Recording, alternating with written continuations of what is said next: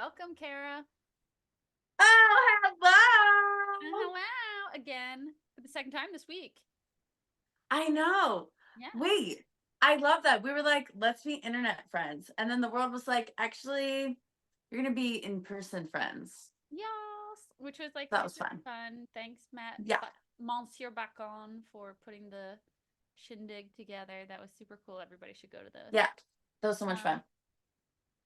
and okay. So, anyway, please tell us about who you are and what you do. Sure. Okay. So, hello. My name is Kara Koser, aka Koser, which is also sometimes confusing because I am a front woman for a band called Koser. But so yeah, I do that full time. But then also to keep my electricity on, I walk dogs, I nanny, I clean houses, we do the whole shebang. Mhm. I'm also I've been sober for about 6 years, so I am a dedicated member of the recovery community. I'm Mm, also part of the queer community, and that is me in a nutshell. amazing. There's another rock goddess that does um, work as a maid or, well, just generally cleaning. And she loves it because it's kind of like she's very witchy, so it's like she likes purifying spaces. So I love that for her. I hate it. I don't love it. No, but like I do. So I do a lot for single moms, partially because like ah, I probably shouldn't do this, but I do discounted services for single moms. And I do enjoy like being able to help out with like, raising a kid is really hard. I have a 14-year-old here. It's my partner's daughter, and we both partake in raising her. And yeah, man, it is a something Hmm. raising kids. So yeah, yeah.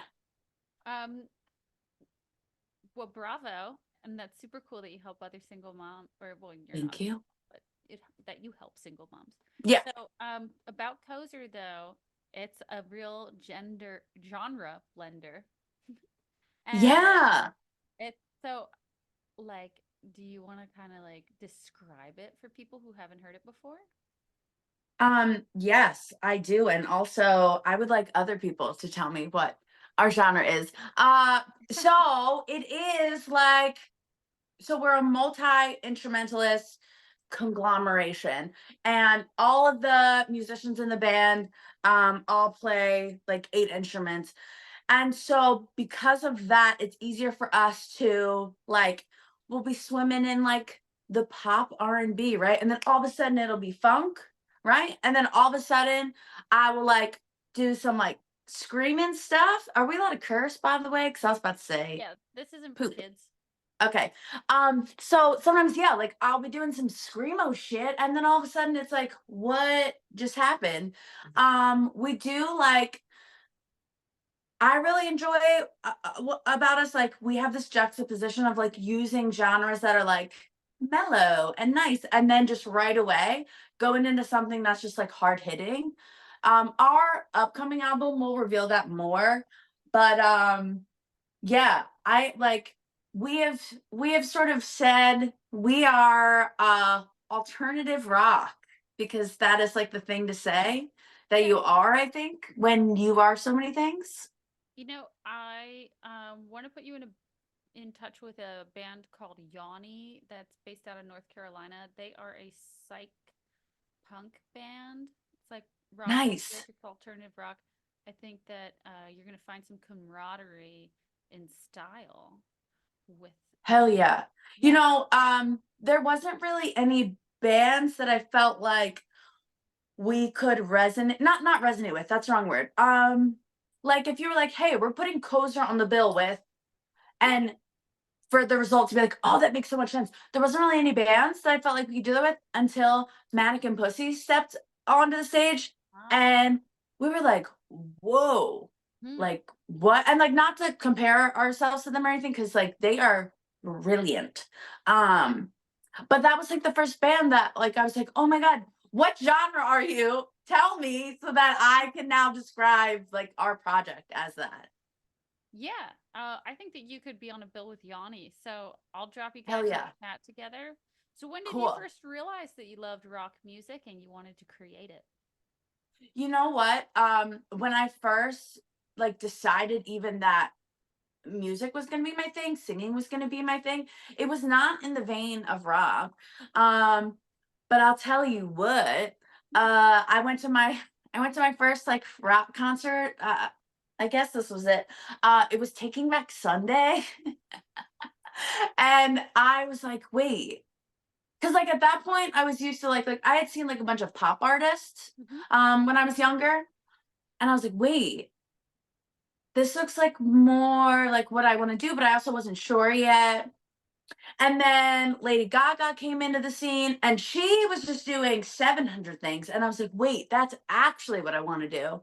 And then Mm-hmm. what ended up happening is when Koser formed, Mm-hmm. we were writing songs, and for some weird reason, like the most satisfaction and like creativeness like spawned from us mashing up like songs that like maybe don't belong together and then just making them like rock. So we were taking oldies, making them into a rock song. We're taking rap songs, making them into rock. And I was like, this feels so good. And that was only recently. That was like maybe 2 years ago that I was like, oh, this is what I need to be doing. Nice. Um, if your music were, if Koser were a movie soundtrack, what would that movie be about? Okay. I'm gonna answer this personally and not like for the band. Is that okay? Yeah, totally. Okay. So I have I have two answers and they're on completely different ends of the spectrum. I am very obsessed with Imogen Heap. Do you know who that is? Nope. She is incredible. She is one of the most badass women that I know, and she's not out loud about it, and she's not your traditional form of badass, right? She's not like the black leather metal, like just look her up, just trust me. Sure. She created this soundtrack for a Harry Potter play, okay? Whoa. And like it is insane. It is like the most magical journey of just like it's like Alice in Wonderland, but it's like not, and it's like I don't know. I don't even know how to describe this, but the reason why I picked that as one of my answers is because of this like journey of just like, okay, first of all, it's not linear. Okay. Like for me, I feel like, especially like as a person who is sober, Mm-hmm. my life kind of has done a lot of that. I mean, who's hasn't, but there are just some really high highs and really low lows in this like in this soundtrack, this like beautiful piece of art. Hmm. And then on the other side, are you familiar with the Doom soundtrack? No. Okay. Doom, the Doom soundtrack. There's a song. Well, the soundtrack as a whole does the same thing that I just described that Imogen Heaps does. Um, and and Doom soundtrack has this song called BFG, and it stands for Big Fucking Guns. And it is the most epic, like like you could go to the gym with that. You could cook to that. You could go on a walk to that. Anyway, um, I'm sorry. You asked what the soundtrack would be like for my life, right? Was there a second part to that? Oh, it was no, you've answered it really well. Okay, Yeah. those are my answers. I'm sticking to it. So please tell us about the network that you're building. Yeah, I love thanks for asking me about that. So something that my partner and I have discovered in like so I've been booking my own gigs since I was 16. I'm 34. Okay. Like I have some experience, so I feel qualified to speak on this. Mm-hmm. But something that I've run into is like, okay, when I'm booking my own gigs, most of the time you have to go through a booker. Okay. No problem. Sure, that's your job. You're the liaison between the establishment and the artist. Cool. Totally. I get it. Do your thing. Mhm. Love supporting people Mhm. doing what they love doing. But something that we've run into is that bookers book the shows and it's like it comes with a bunch of clauses like, okay, by us booking this, what we'll do is we will market the show, we will promo it, we will send you materials, we'll make Facebook groups, like just a bunch of things that will help promote the show. Mhm. Great, cool. And usually it's at a financial cost, no Mhm. problem.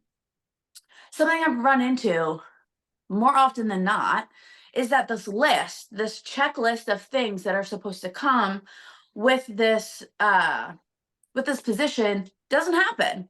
And Mhm. I don't know, like, dare I say this, I don't know if it's because like I am a woman Mhm. and like it is historically easier to like take advantage of female musicians than not.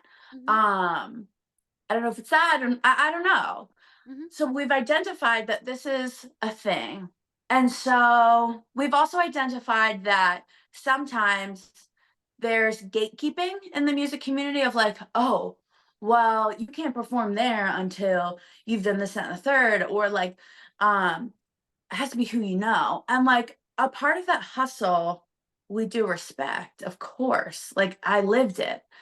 But there has to be like like sometimes we felt like some people are missing opportunities because like, oh, they didn't know the right people, or like because they were a woman. Mhm. um that's my experience. That doesn't have to be everyone's experience. That's my experience. We saw that and we were like, we would like to help rectify this problem we've identified. And so we created this thing called Wayne Estates Booking. And basically, it is a full artist resource of no financial cost Oh to wow. the artist. Yeah. Mhm. Like, so basically, like, I will have to figure out a way to make this work more seamlessly, but we're just in the beginning. So I'm down to just trial and error a lot of stuff. But Yeah. basically, like, I do really well with editing. Mhm. I have a bunch of programs on my computer and my phone, and like it's really easy for me and fun Okay. actually. Yeah. Cool. To what? That's cool. That's Oh, awesome. thank you. Yeah. So I what the deal will be is that like we'll book shows. I have a couple of contracts with venues. I put the shows together, like, and it's like intentional. Like, I'm not just putting people together because I'm like, fill this bill. Like, I'm like intentionally putting people together, making the flyers for them, and then assisting with the promo, whether Mhm. that's um on YouTube or Instagram or Facebook or bands in town or just like Mhm. all the things that like I have acquired over the years. Now, some people might hear this and be like, what a fool. She needs Mhm. to charge for those services. And, you know, maybe one day I'll be in a position to do that, but for right now, what's filling my cup is that like there is a need.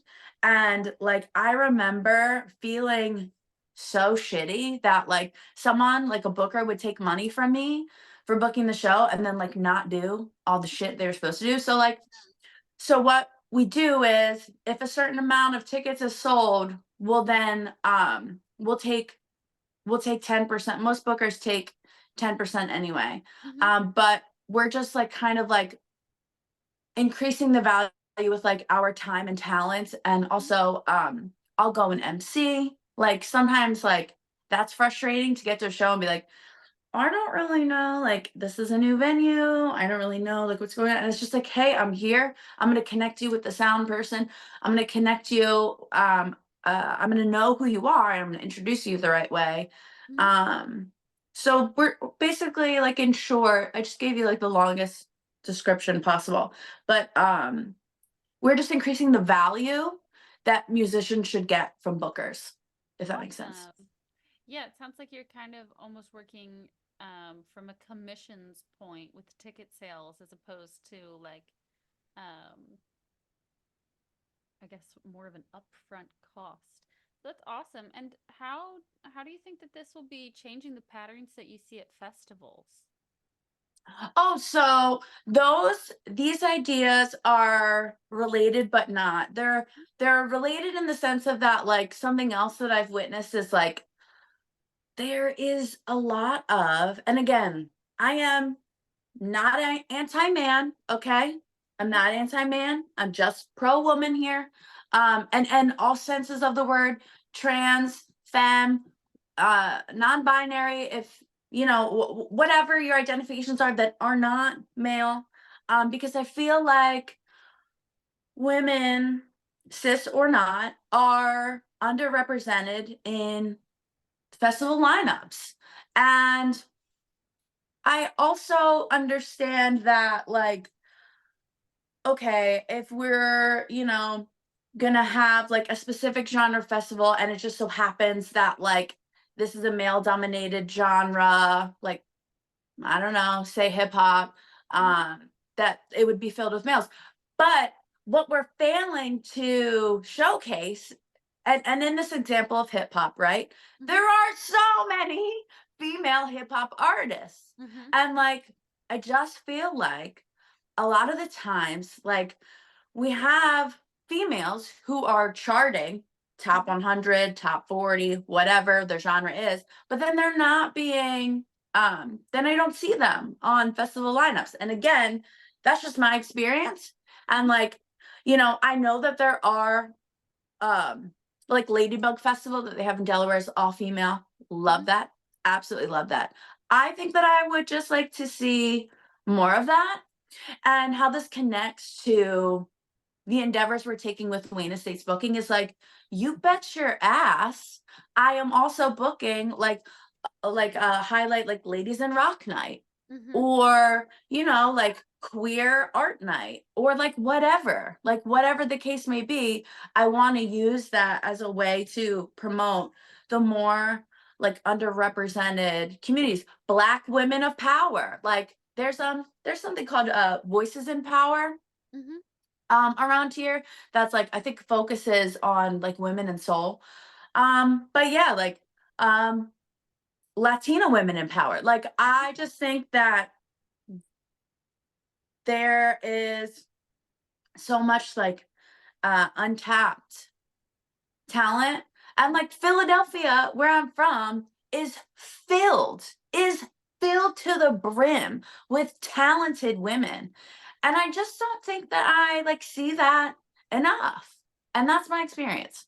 Okay, yeah, cool. It sounds like you're going to be working on that from the booking angle. That's super Yeah. exciting. So, what is your favorite gear and your favorite stage wear? Ooh, okay. This is so easy. Mhm. Um, so as like the only person in my band that doesn't play 1,000 instruments, I play this mini chord, this little synth boy, and then I play the harmonica. As someone who like doesn't like shred and rip like Mhm. my broskies do, I have this little like vocal coder, and basically, like, it's so simple. It's so simple. Anyone can use it. So user friendly. It's echo, reverb, um, and doubling, but it'll be like an octave down. And Oh, like, what? dude, Cool. I love messing with that, What's it especially when called? What's it called? Like the brand um and stuff?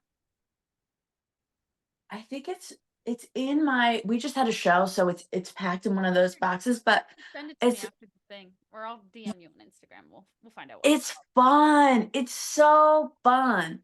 And then you asked like piece of clothing, which by the way, isn't this hilarious and called. ironic? I have a reason that I Did have you this do shirt. the did you do all the stains on it? I did. I think that I am so creative sometimes.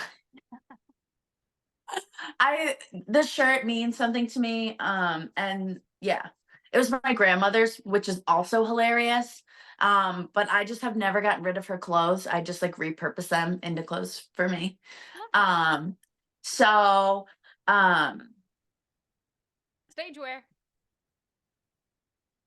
favorite stage wear? I'm in the middle of an interview. Oh no. Oh, this is so nice. Okay, we just this just in, a cold hard fact came in. Okay. From a quantitative perspective, we have a powerful piece of information. 80% of ticket buyers are women.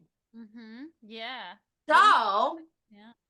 so it would then make sense to what I said earlier about having more women on the freaking stage. Anyway, I digress. Favorite piece. Um, I love wearing blazers. I actually almost wore one to this. I think they're just so fun and they just make me feel like, I don't know, fierce and like about my business. Um, so you will 9 times out of 10 either catch me in a blazer or just a giant like triple XL shirt. Cool. Sounds comfy. Yeah.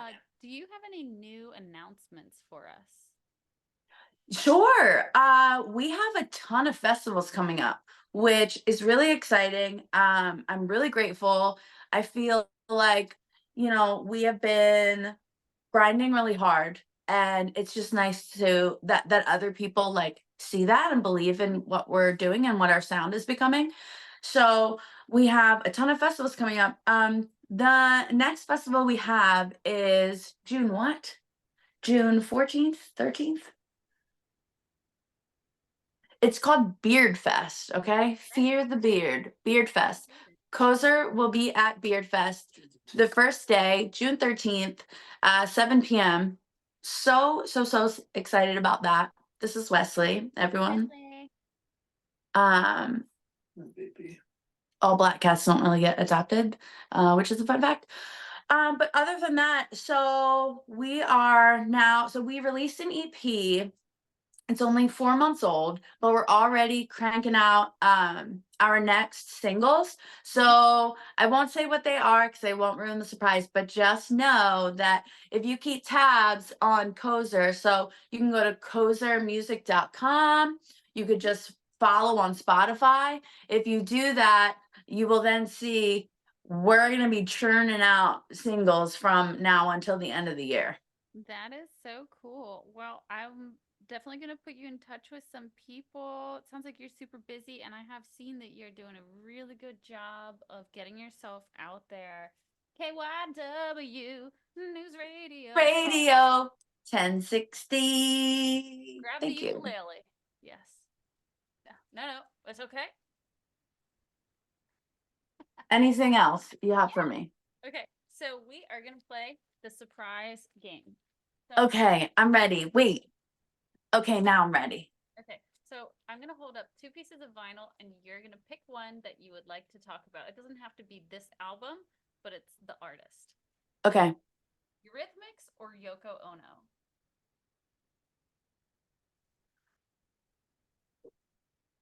Girl, I'm gonna be honest with you. I'm not picking either of those. Okay. So you all right. Well, I could pick one if you want, but that would be dishonest of me. How about Patti Smith or Janis Joplin? Now you know the answer to that. Well, okay. I'm only gonna go with Janice because I feel like a lot of the work that she's done has like okay, not to say that Patty's work hasn't continued on, but I feel like the longevity for Janice's is like still prevalent today. So that yeah, that's what I'm going with. Cool. Yeah, she definitely left a legacy, and I wish that she would have left us Yeah, with more music. I know. Timeless and totally impossible to imitate. I've never heard a good karaoke of Janis Joplin. No, actually, that's such a valid point because yeah, no. So Or Heart. Gladys Knight and the Pips or Joni Mitchell? Oh, this is so easy. This is so easy. Okay, I have been obsessed with Joni Mitchell since I was like, I don't know, 13. And I remember I went to singing lessons for one day only. Mhm. Don't even ask. One day. I had an amazing um vocal coach, and I remember telling her like, "Oh, like I just like sometimes wish that my voice was raspier. Like, I see a lot of bands they like smoke cigs." And she was like, "Don't you dare smoke cigs." And I was like, "Why? I don't get it." And she played me recent Joni Mitchell. And Oh, she was like, "Do you hear her voice?" And I was like, "It's gorgeous." And she was like, "No." And I was like, "Well, I don't know." Her uh okay, so California, right? Beautiful song. Um Also can't really imitate that either, but I just thought like her voice today is like not like I kind of like the rasp, the edge, right? Well, the edge. like we produce more testosterone as we age, so we all get like heavier, grittier voices, which are really better for rock and roll anyway. So women have like a better like vocal longevity in rock and roll, actually. Hell yeah. So, I actually didn't think that was an easy one. I wasn't sure if you were gonna go with Gladys or if you were gonna go with Joni, because like, I'm I had like I grew up with Joni. So I had to. okay, so Patti LaBelle or Cher? Girl, what? Yeah, which one? Philadelphia's own or Cher? Marmalade. Is it Lady Marmalade or is it Dark Lady? What are they doing over there? Wesley is getting into stuff. He's also bothered by this question. Well, protect Oh, this is so hard. Cher. This is so hard. Okay, everyone's gonna be mad at me right now because I am going to pick Cher only because of the diverse range of genres that she provided with. She did the T-Pain before T-Pain did the T-Pain, okay? Cher. What Damn, a diva. I love a diva. I love I a love diva. the diva. But Patty is a diva too. It's true. She is. All right, so this is the last one. Is it going to be Shaka Khan or Kate Bush? Why do this to me? Because I thought you'd like both. Because like when I listen to your I music, do like both. like this is what I kind of hear as your influences. You got a lot of. I picked Patti Smith and Kate Bush because they have such dynamic songwriting like you do. But then you have a lot of like soul, and so that's why I had Patti LaBelle and Shaka Khan. So I'm trying my best to make this as hard as possible. Yeah. I'm sorry I let you down in round one, but Well, the reason I chose Yoko Ono and who was the other person? I actually forgot already. Oh, Eurythmics. Is because Yoko is such an I incredible songwriter as well. So I thought maybe okay, I can understand that. I never got into either of them. it doesn't matter. Which one? Um, we're gonna go shock. I think that was a great choice. Honestly, We're I gonna go shocks. picking between them. Yes. Yeah, what a hottie, first of all. And then secondly, my favorite stuff that she ever did was with Rick Wakeman, the keyboardist of Yes. Amazing. I also just think that there's like so much like originality to her, like first of all her voice, but then also like how she presents her voice, like the performance element. Hmm. Yeah. Through the Fire. Truly beautiful song. Um, and she's in the Rock and Roll Hall of Fame, which I think is well deserved. I did not know that. Yeah, she totally deserves that. So Hell that's yeah. it for tonight, Kara. Thank you so much. I'm sure that I'm gonna see you around. Yes, you will see me around. This was so lovely. You are so lovely. You are so Thank you lovely. for providing a forum for women to be highlighted because they're fucking badass and Yes. de- deserve to be highlighted. All right, bye, dear. Have a good night. Bye. Wesley says bye.